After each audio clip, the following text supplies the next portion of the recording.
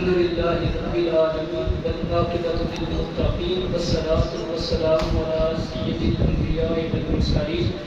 قال الله تعالى وتبارك في القرآن المجيد والقرآن الرشيد: إن الله وملائكته يصلون على النبي يا أيها الذين آمنوا صلوا عليه وسلموا تسليما. الصلاة والسلام عليك يا سيدي يا رسول الله وعلى آلك وصحبك يا سيدي يا حبيب الله. الصلاة والسلام عليك يا سيدي يا نبي الله وعلى آلك وصحبك يا سيدي يا نور الله. اللہ تعالیٰ کی حمد و ثنا تعریف و توصیف جدہ تعالیٰ کے لیے جو خالق کائنات بھی ہے، کمال کے شخصیات بھی ہے. اللہ تعالیٰ کی حمد و ثنا تعریف و توصیف کے بعد نبی مکرم رسول محتشم اللہ کے پیارے امت کے سہارے فخر محبوب دانا غیوب والی رکاب امم فخر قلب و وجم والی اقوان مکان سیاح لا مکان سرور سوجا حضرت محمد مصطفیٰ صلی اللہ علیہ وسلم کی بارگاہ میں اپنی حاضری پیش کرنے کے بعد میرے واجب الاحترام برادران اسلام السلام علیکم ورحمۃ اللہ وبرکاتہ. حضور صلی اللہ علیہ وسلم کی تشریف آوری سے قبل ہر سو عظمت اور باشد کی گٹا توڑ اندھیرے تھے. انسانیت کا دستانے خالی تھا. انسان اپنے ہی آدمی سے بت تراش تھے اور پھر وہی پوجا کیا کرتے تھے. لیکن شراب نوشی اور زنا جیسی بدکاریاں عام ہو گئی تھی. انسانیت سزت رہی تھی، کسی کو کسی کا خیال نہ تھا. لیکن وہی لوگ جو بتوں کو خوش کرنے کے لیے انسانیت کا خون بہایا کرتے تھے. لیکن کچھ عرصہ کے لیے انبیاء اکرام کا سلسلہ منقطع ہو گیا. لیکن فرعون اور قارون جیسے بدکار حکمران یہاں پر مسلط ہو گئے. لیکن اسی کے درمیان محبت، الفت اور باہمی رشتہ قائم نہ ہوا. وہ جنہیں عرب کہا جاتا تھا، لیکن اب اسے آتش فشاں کہنے لگے. لوگ آپس میں ایک دوسرے سے محبت نہیں کرتے تھے. یارو لوگ جذبات میں بے قابو ہو کر ایک دوسرے سے چھوٹی چھوٹی بات پر جھگڑا کرنا شروع کر دیتے، اور وہی چھوٹی چھوٹی بات پر جھگڑا انہیں ایک مدت تک جھگڑا اور لڑائی لے کر چلی جاتی. جیسے اوس اور خزرج کے درمیان 120 سال تک وہ جنگ لڑی جاتی ہے، لیکن میرے حضور آتے ہیں تو وہ جنگ ختم ہوتی ہے. انسانیت کا مال، انسانیت کی جان، انسانیت کی عزت، آبرو کی حفاظت نہیں ہوتی. لیکن یتیم کے ساتھ جو سلوک ہوا کرتا وہ کسی سے مخفی نہیں ہے. انسان تو انسان رہے، لیکن یتیموں کو گھر میں داخل نہ ہونے دیا جاتا. وہ اس وجہ سے کہ یتیموں کی نحوست ہمارے گھروں میں بھی داخل ہو جائے گی. لیکن غلاموں کے ساتھ جو سلوک کیا جاتا وہ کسی سے مخفی نہیں ہے. غلاموں کو کوڑے مارے دیے جاتے تھے، لیکن میرے حضور آئے تو غلاموں کو جینے کا سبقہ ملا، محبت ملی. لیکن وہی لوگ جو اپنی زندہ بچیوں کو درگور کرتے تھے، لیکن وہی جو اپنی ماؤں کو منڈیوں میں تقسیم کرتے، وراثت پر تقسیم کرتے، منڈیوں میں بیچتے تھے. لیکن وہی عورت جس کی زندگی میں کوئی حسن جمال نہیں تھا، لیکن میرے حضور آئے تو ہر ایک کو جینے کا سرور ملا. جب یہ بات اللہ تعالیٰ کے عرش عظیم پر پہنچتی ہے تو وہ کہتے ہیں کوئی تو ہو جو سینہ ہستی سے راز فاش کرے، کوئی تو ہو جو سینہ ہستی سے راز فاش کرے، بتوں کو توڑے اور صنم خانہ پاش پاش کرے. جب ان کی پکار، وہ عورتوں کی پکار، وہ ماؤں کی پکار، وہ غلاموں کی پکار، وہ یتیموں کی پکار جب عرش اعظم پر ٹکراتی ہے تو اللہ تعالیٰ آمنہ کے آغوش میں حضرت محمد مصطفیٰ کو تشریف لے آتے ہیں. محمد مصطفیٰ آئے، بہاروں میں بہار آئی، زمین کو چومنے جنت کی خوشبو بار بار آئی. تو حضور صلی اللہ علیہ وسلم اس دنیا میں آتے ہیں تو ہر طرف بہار ہی بہار ہو جاتی ہے.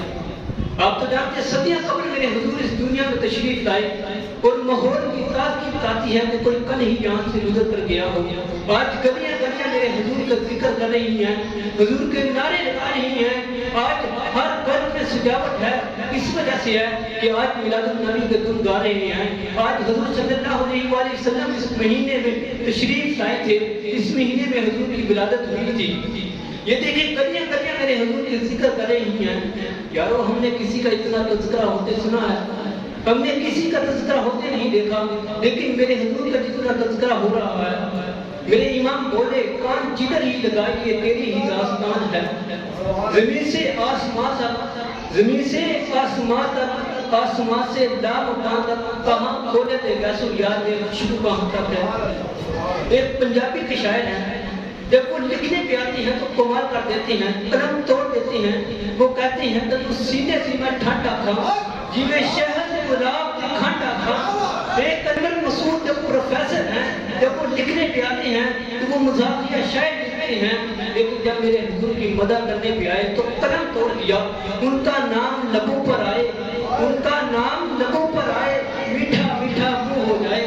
ان کے بول بہار جیسے اور سحاب ستاروں جیسے، ان سا پیارا کوئی نہ کوئی، ان سے بچھڑ کے لکڑی روئی. جب وہ سیر کو جایا کرتے بادل سر پر سایہ کرتے.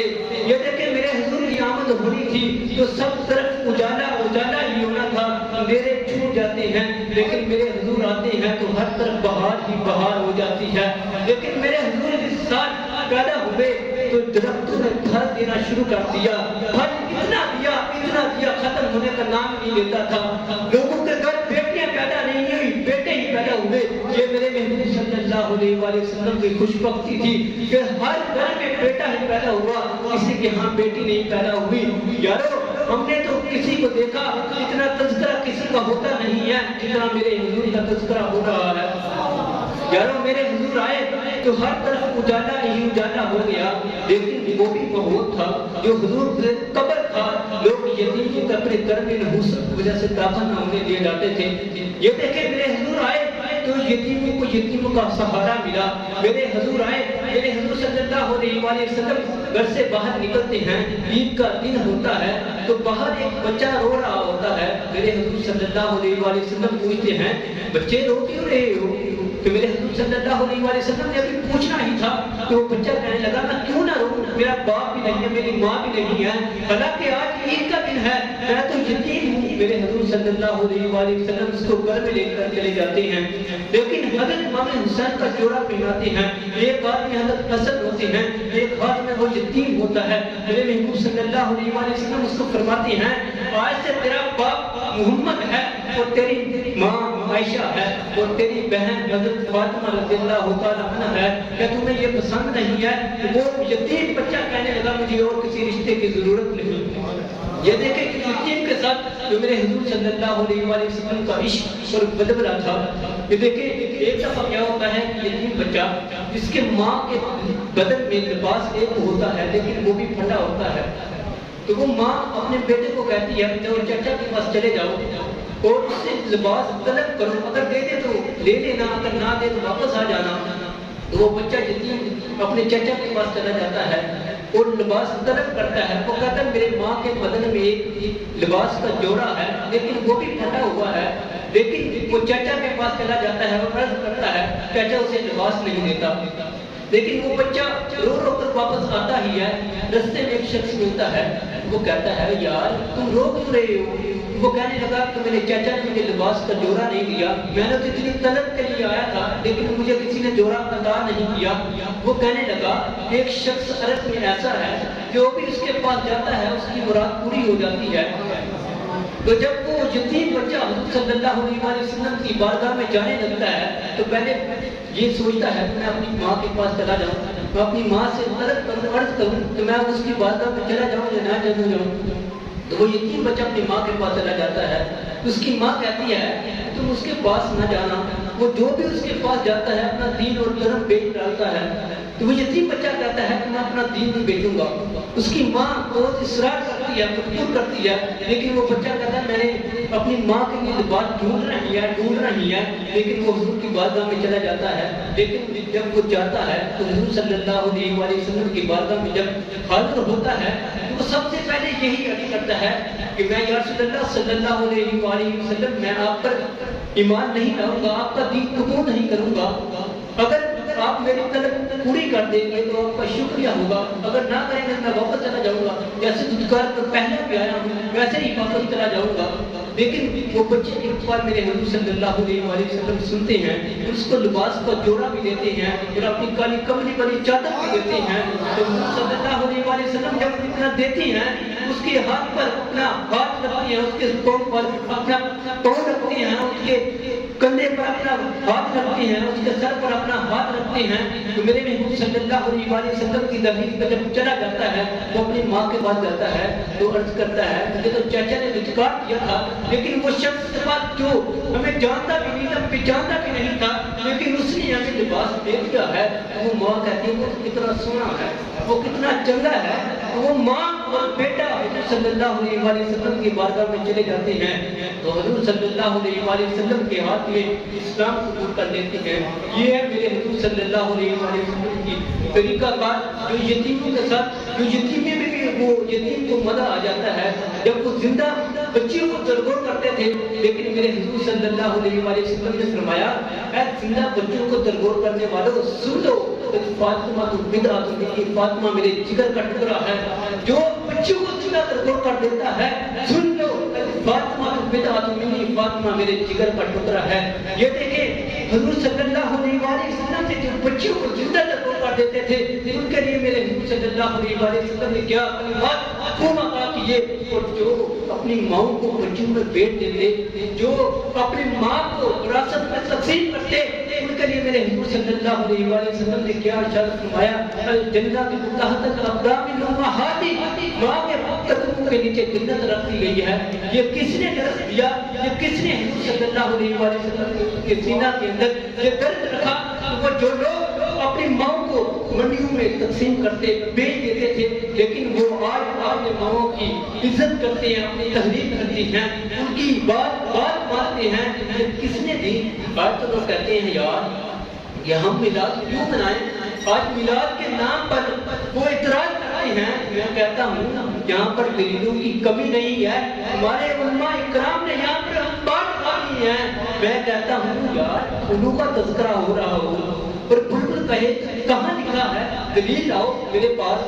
بات شمع کی ہو رہی ہو اور پروانہ کہے کہاں لکھا ہے؟ دلیل لاؤ. یارو میرے حضور کی بات ہو رہی ہو اور پروانہ کہے کہاں لکھا ہے؟ امتی کہے کہاں لکھا ہے؟ کیسے ممکن ہو رہا ہے؟ یارو حضور کا ذکر ہو رہا ہو اور ہمارے دل کو سکون نہ پہنچے، قرار نہ پہنچے، یہ کیسے ممکن ہو سکتا ہے کہ جب تک حضور کا ذکر نہ ہو رہا ہو تو ہمارے دل کو قرار نہیں پہنچتا، ہمارے دل کو سکون نہیں پہنچتا. حضور کا ذکر ہی ایسا ذکر ہے ہمارے دل کو قرار پہنچتا ہے، ہمارے دل کو سکون پہنچتا ہے. محرومی علیہ رحمہ بہت ہی بڑے مفسر تفسیر وار ہوتے ہیں. ایک علماء اکرام کی فہرست میں ان کو شامل کیا جاتا ہے. وہ ایک واقعہ بہت ہی پیارا لکھتے ہیں. وہ کہتے ہیں مجنون زمین پر لیلا لیلا کا نام لکھ رہا تھا تو کسی نے پوچھا کہ تم لیلا کا نام کیوں لکھ رہے ہو؟ اس نے کہا کہ لیلا کا نام مجھے تسکین دیتا ہے، مجھے قرار دیتا ہے. تو اتنا اس کا کہنا تھا یار وہ لیلا کا نام مجنون کو تسکین دیتا ہے، کیا میرے حضور صلی اللہ علیہ وسلم کا ذکر مجھے تسکین نہیں دیتا، قرار نہیں دیتا؟ آج تو لوگ میلاد کے نام پر کیا کیا کچھ نہیں کہتے. میں کہتا ہوں یارو اگر حضور نہ ہوتے تو بچوں کے ساتھ کیا معاملہ ہونا تھا، عورتوں کے ساتھ کیا معاملہ ہونا تھا، یتیموں کے ساتھ کیا معاملہ ہونا تھا. وہ جو غلام حضور صلی اللہ علیہ وسلم نے ارشاد فرمایا اے بلال کون سا عمل کرتا ہے تیری جنتوں کی قدر میں آج میں نے آپ کی جنت میں سنی ہے.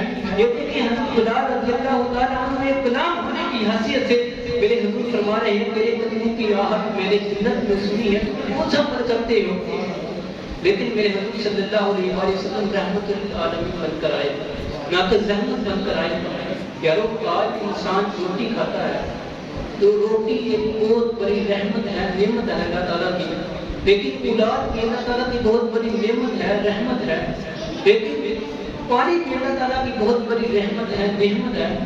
ہر چیز اللہ تعالیٰ کی رحمت ہے، نعمت ہے، بہت بڑی نعمت ہے. ہم اس کا شکر ادا نہیں کر سکتے. لیکن میں کہتا ہوں اگر پانی سیلاب کی صورت اختیار کر جائے لیکن ہمارے پیٹ کے اندر زیادہ ہو جاتا ہے تو پھر وہ زحمت بن جاتی ہے، رحمت نہیں رہتی. اگر اولاد نیک نہ ہو، اگر اولاد نیک نہ ہو تو پھر وہ رحمت کے بدلے زحمت بن جاتی ہے. اگر وہی روٹی انسان پیٹ بھر کر کھا لیتا ہے، اگر زیادہ کھا لے تو پھر ہی وہ رحمت کے بدلے زحمت بن جاتی ہے. لیکن میرے محبوب صلی اللہ علیہ وآلہ وسلم کی تحریر ہمیشہ سے محبت، ہمیشہ رحمت ہی رحمت ہے، نہ کہ زحمت بنتی ہے، کیونکہ میرے محبوب صلی اللہ علیہ وآلہ وسلم رحمت للعالمین بن کر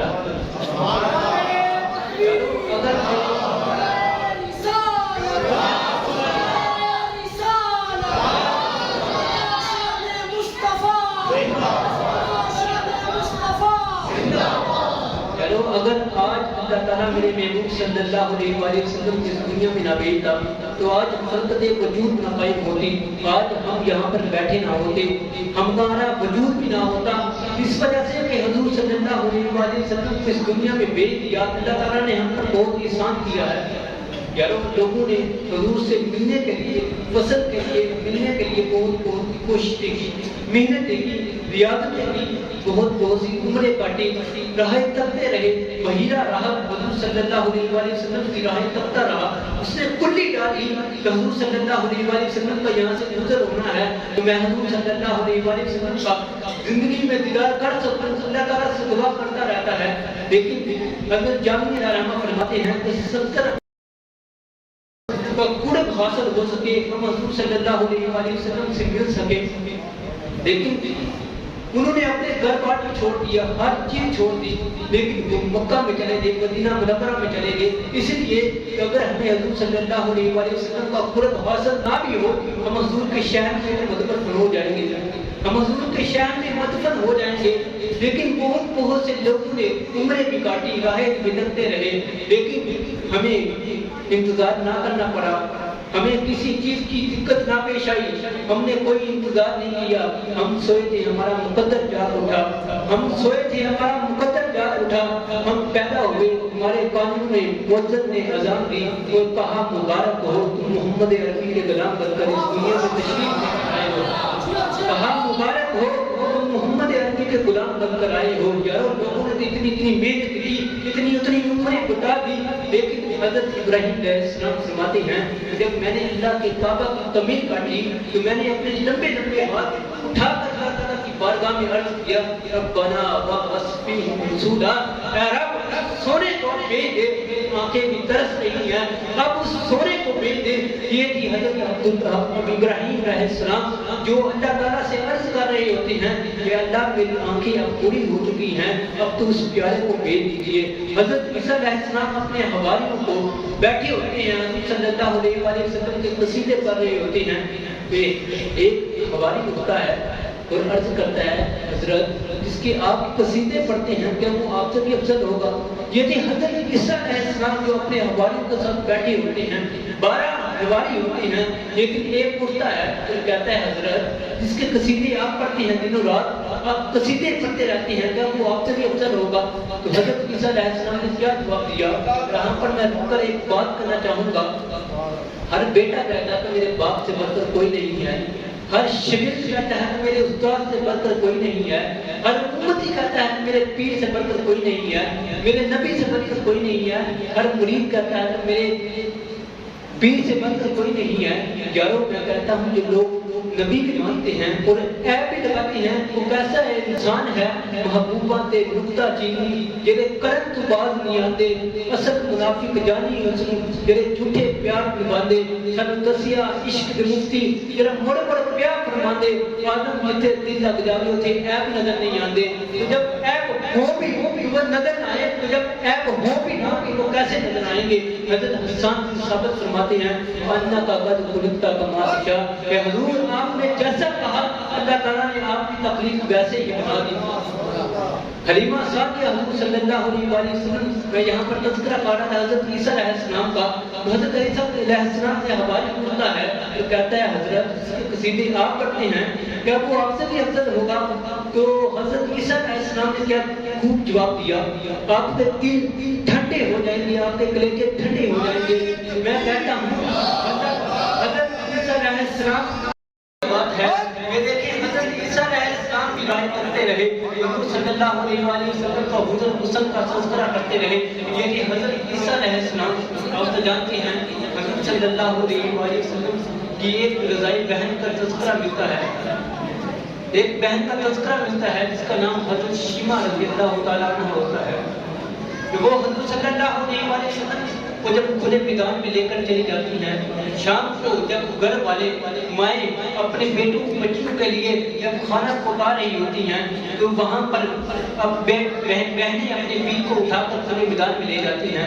ہر بہن اپنے بیوی کو کہتی کہ یہ کتنا سونا ہے، اگر کسی کا بھائی کالا ہوتا تو وہ کہتا ہے کہ اس کی لذت نہار، اس کی رنگت سونے نہیں ہے لیکن اس کے نقش سونے ہیں، لیکن اگر کسی کا بھائی سفید ہوتا تو وہ کہتا اگر سفید پر نہیں ہے تو کچھ نہیں ہے۔ اتنے میں حضرت شیمہ اپنے ویر محمد کو لے کر آ جاتی ہے، حضرت تیرا ویر جو رحمت للعالمین بن کر آیا ہے، یہ دیکھیں میرے حضور صلی اللہ علیہ وسلم کا حسن جو ان کے سامنے بھی بنا جان چکا، یہ تھی میرے حضور صلی اللہ علیہ وسلم کے حسن کے تذکرے۔ لیکن ایک واقعہ پیش کرنے کی اجازت چاہوں گا۔ امام زرقانی علیہ رحمہ بہت ہی خوبصورت واقعہ نقل فرماتے ہیں۔ میرے حضرت علامہ پیرزادہ محمد رضا ثاقب مصطفی صاحب فرماتے ہیں کہ لوگ اگر آپ سے محبت کرتے ہیں، مجھ سے پوچھتے ہیں کہ لوگ آپ سے محبت کیوں کرتے ہیں، تو میں ان سے کہتا ہوں کہ اگر آپ حضور صلی اللہ علیہ وسلم سے محبت کریں گے، حضور کا ذکر بیان کریں گے تو لوگ بھی آپ سے محبت کریں گے۔ تو جب آپ حضور کا ذکر کریں گے تو لوگ آپ سے محبت کریں گے۔ امام زرقانی علیہ رحمہ فرماتے ہیں ایک بہت ہی اچھا واقعہ، پیارا واقعہ، خوبصورت واقعہ بیان فرماتے ہیں کہ حضور صلی اللہ علیہ وسلم سیر کی غرض کے لیے باہر کھلے میدان میں چلے جاتے ہیں، تو وہاں پر وقت طارق رکا ہوتا ہے، تو حضور صلی اللہ علیہ وسلم سیر کی غرض کے لیے جاتے ہیں، ایک سرخ رنگ کا اونٹ میرے حضور کو پسند آ جاتا ہے۔ تو آپ تو جانتے ہیں عرب میں سرخ رنگ کا اونٹ کتنا قیمتی ہوتا، پائیدار ہوتا، لیکن میرے حضور صلی اللہ علیہ وسلم کو پسند آ جاتا ہے۔ میرے حضور صلی اللہ علیہ وسلم کے پاس جاتے ہیں اور کہتے ہیں کہ کیا بیچتے ہو؟ وہ قافلے والے کہنے لگے کہ ہم بیچنے کا ارادہ نہیں رکھتے، لیکن اگر آپ کہتے ہیں تو ہم بیچ دیتے ہیں۔ تو میرے محبوب صلی اللہ علیہ وسلم سے قیمت طے فرماتے ہیں، تو آپ کہتی ہیں میں تو پیسے لے کر نہیں آیا، لیکن میں تو سیر کی غرض کے لیے آیا تھا، میرے غلام آئیں گے آپ کو قیمت ادا کر جائیں گے، لیکن اگر آپ کو منظور ہے تو میں یہ اونٹ لے کر چلا جاتا ہوں۔ لیکن میرے حضور صلی اللہ علیہ وسلم اونٹ لے کر چلے جاتے ہیں۔ یارو اگر کسی نے کوئی چیز دینی ہو کہ نقد دیتے ہیں یا ادھار دیتے ہیں، اگر کسی نے نقد چیز دینی ہو نہ اس کا نام پتہ ہوتا ہے، نہ اس کی نسل کا پتہ ہوتا ہے، نہ کہاں رہنے والا ہوتا ہے، تو یارو اس سے بس ایک طرف مال ہوتا ہے، ایک طرف اس کی خریدی ہوئی چیز ہوتی ہے۔ تو جب نقدی چیز کسی کو دینی ہو تو وہ پیسے کے بدلے کسی کو چیز دی جاتی ہے، لیکن اگر ادھار کسی کو چیز دینی ہوگی تو وہ طریقہ یہ ہوتا ہے یا تو اس کا نام معلوم ہوتا ہے یا اس کا پتہ معلوم ہوتا ہے یا تو کوئی ضامن ہوتا ہے کہ اس کے ذریعے چیز خریدی ہوئی ہے، لیکن نہ ضامن رکھا، نہ نام پوچھا، نہ رہنے کا پتہ کہاں رہتا ہے۔ جب حضور صلی اللہ علیہ وسلم نجد سے اوجھل ہو جاتے ہیں تو میرے محبوب صلی اللہ علیہ وسلم جب نجدوں سے اوجھل ہو جاتے ہیں تو وہ سکتے سے باہر آ جاتے ہیں۔ وہ کہتے ہیں یار ایک شخص آتا ہے ہم سے اونٹ ہتھیا کر لے چلاتا ہے، لے کر چلا جاتا ہے، یارو نہ اس کا نام کا پتہ، نہ رہنے کا پتہ، نہ ضامن ہے، یارو کوئی جانتا ہے اس کا نام کیا ہے؟ تو وہ کہنے لگے ہم میں سے کوئی جانتا نہیں۔ یہ کہنے لگا میں تو حضور صلی اللہ علیہ وسلم کے زندان مبارک کی طرف دیکھتا رہا، جب حضور بولتے تھے تو سامنے والے پہاڑوں پر عکس پڑتا تھا۔ یہ کہنے لگا جب حضور صلی اللہ علیہ وسلم باتیں کرتے تھے تو حضور کے منہ مبارک سے پھول گرتے تھے، پھول کھلتے تھے۔ حضور صلی اللہ علیہ وسلم کی ایک زلفوں کی طرف دیکھتا رہا، چند بدل شانی ہے، مجھے چمک تجارت نورانی ہے، کالی زلف تیاز مستانی ہے، محمود یقین مد مریاں۔ کہ حضور صلی اللہ علیہ وسلم کی زلفوں کی طرف دیکھتا رہا، اتنے میں کہ خیمے پہ بیٹھی ایک سردار کی بیگم ہوتی ہے، وہ پردے کو سائڈ پہ کرتی ہے، کہتی ہے کہ اگر وہ شخص نہ آیا تو میں ضامن ہوں، میں پیسے دوں گی، اس کی پیسے۔ وہ کہنے لگے کہ اچھا تو جانتی ہے کہ وہ شخص کون تھا؟ وہ کہنے لگی بندہ میں بھی نہیں جانتی۔ وہ کہنے لگے تو کیسے ضامن بن سکتی ہے؟ اگر تو جانتی بھی نہیں ہے تو کیسے ضامن بن سکتی ہے؟ تو وہ حضرت وہ سردار کی بیگم ہوتی ہے، وہ کہتی ہے وہ اتنا سونا تھا وہ جھوٹ ہی نہیں بولتی، وہ اتنا سونا تھا اس کے منہ سے پھول جھڑتے تھے، سامنے والے پہاڑوں پر عکس پڑتا تھا، اتنا سونا تھا وہ جھوٹ بول ہی نہیں سکتا۔ اتنے میں یہ غلام آ جاتے ہیں حضور صلی اللہ علیہ وآلہ وسلم کے کچھ خجور کا تحفہ پیش کرتے ہیں اور وہ پوچھتے ہیں مفتی طارق آپ سے اگر حضور صلی اللہ علیہ وآلہ وسلم نے اونٹ خریدا تھا؟ وہ کہنے لگے ہاں ہم سے حضور صلی اللہ علیہ وآلہ وسلم نے اونٹ خریدا تھا. تو جب حضور صلی اللہ علیہ وآلہ وسلم نے جب ان کو بیچا اور کھجوروں کو طائف پیش کیے تو وہ کہنے لگے یار وہ اتنا سونا تھا ہمیں انہیں ملا دے. جب وہ حضور صلی اللہ علیہ وآلہ وسلم سے ملنے کی آرزو کرتے ہیں تمنا کرتے ہیں تو پھر قافلہ وہ سارا وقت طارق حضور صلی اللہ علیہ وآلہ وسلم کے پاس چلے جاتے ہیں, وہ اسلام قبول کر لیتے ہیں. یہ تھی حضور صلی اللہ علیہ وآلہ وسلم کی محبت. اللہ تعالیٰ سے دعا کرتا ہوں اللہ تعالیٰ ہمیں سبھی اسلامی باتوں پر عمل کرنے کی توفیق عطا فرمائے اور حضور صلی اللہ علیہ وآلہ وسلم کی پکی اور سچی محبت نصیب فرمائے. وآخر دعوانا الحمدللہ.